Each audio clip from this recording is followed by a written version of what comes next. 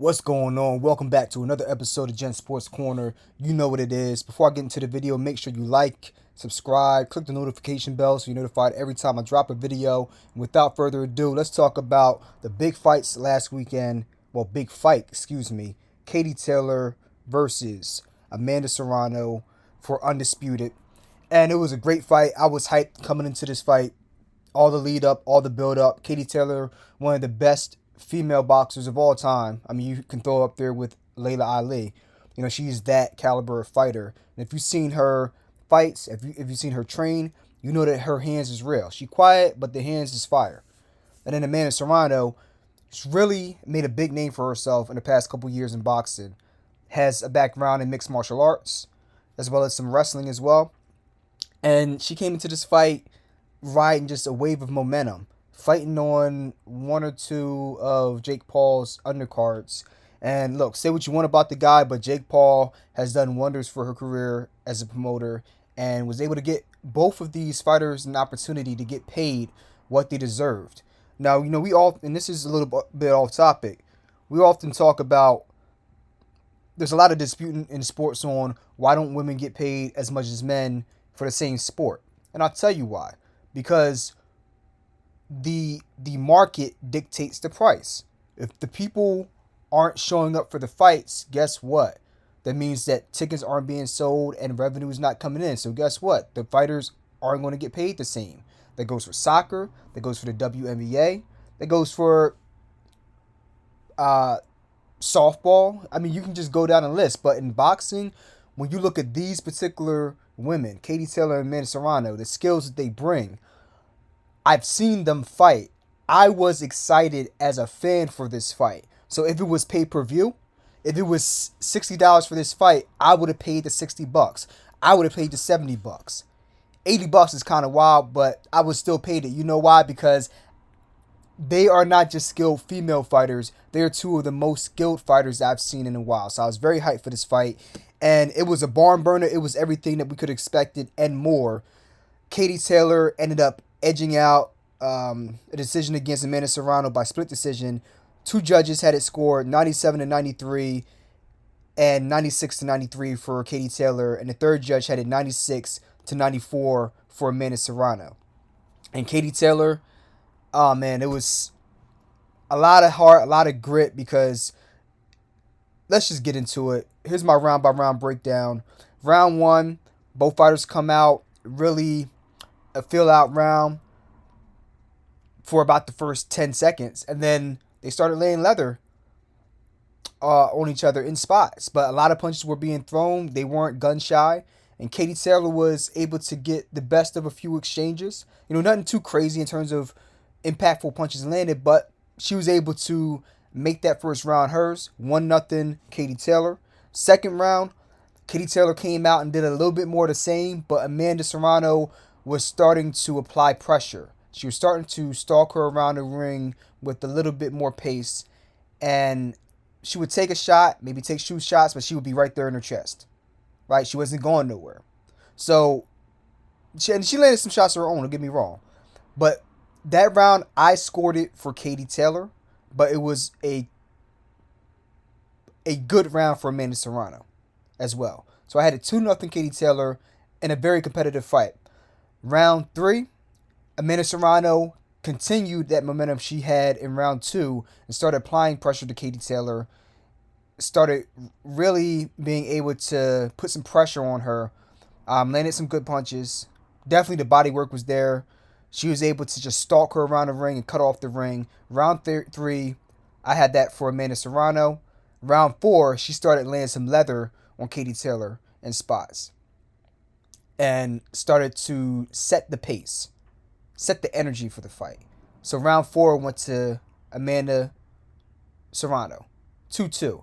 Round five, Amanda Serrano almost got Katie Taylor the F up out of there.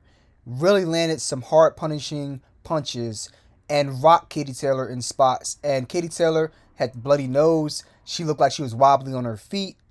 It was all bad in that round for Katie Taylor. I couldn't give Amanda Serrano a 10-8 round, but it's as close as you're going to get to a 10-8 round without a knockdown. Dominant round by Amanda Serrano, 3-2. Round 6, Amanda Serrano. Um, let's see what I have here in my notes, because this was an important round here. This is where things started to get a little bit iffy on Serrano's part from what I was seeing.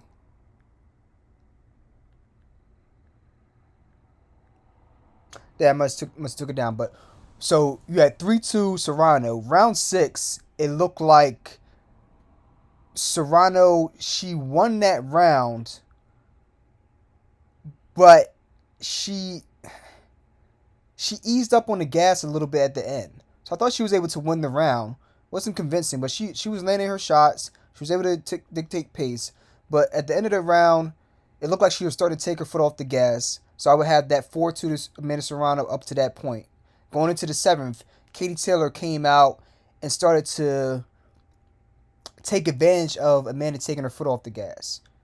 I don't know if it was the 6th or the 7th round, but one of the commentators, she mentioned that this might be a mistake by Serrano. And she took her foot off that gas, and Katie Taylor came on in the 7th round for sure, won that round, so that's 4-3. Then the 8th round, Katie Taylor started putting it on her a little bit, not hurting her, but she was dictating the pace of the fight on her terms now. She was still getting stalked, but she was peppering her. 1-2, bang, bang. 1-2-3, bang, bang, bang. 1-2-3-4. Like, she was peppering her with shots and dictating the pace of that round, and it looked like she got her second win. So that would be so I had it 4-3, so that'd be 4-4. I have it tied up at that point. And then round 9, she dominated that round. Looked like she got her second win.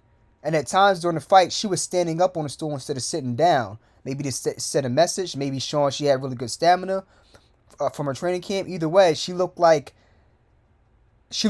still dazed at that point from some of the punishment she was taking, but it was almost like she was on autopilot. And she came out in that 9th round to dominate it.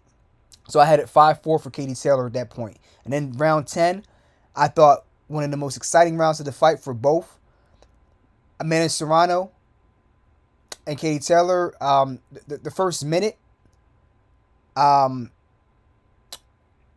liked the pace that both fighters were going at, and then Katie Taylor started landing some big punches, and she opened up a cut on Amanda Serrano's right eye, as well as she landed about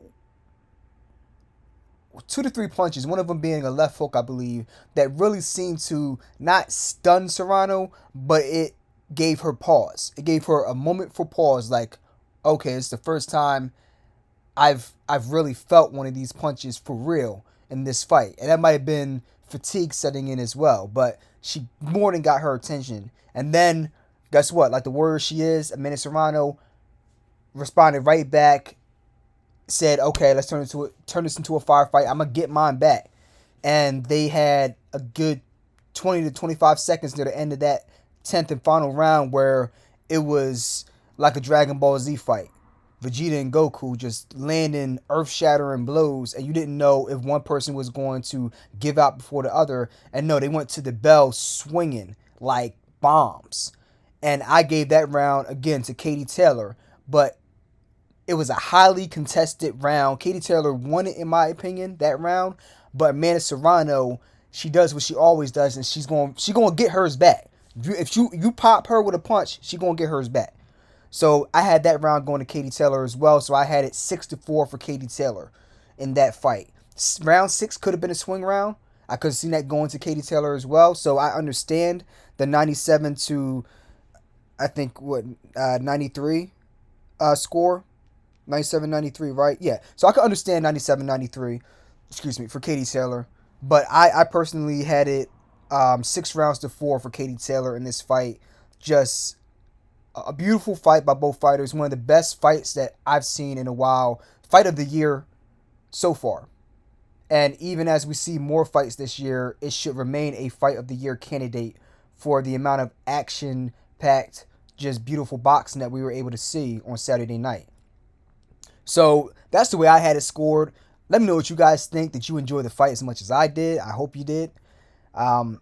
And yeah, let's get into the second fight of the night, which was Shakur Stevenson against Oscar Valdez for not undisputed, for 2 belts.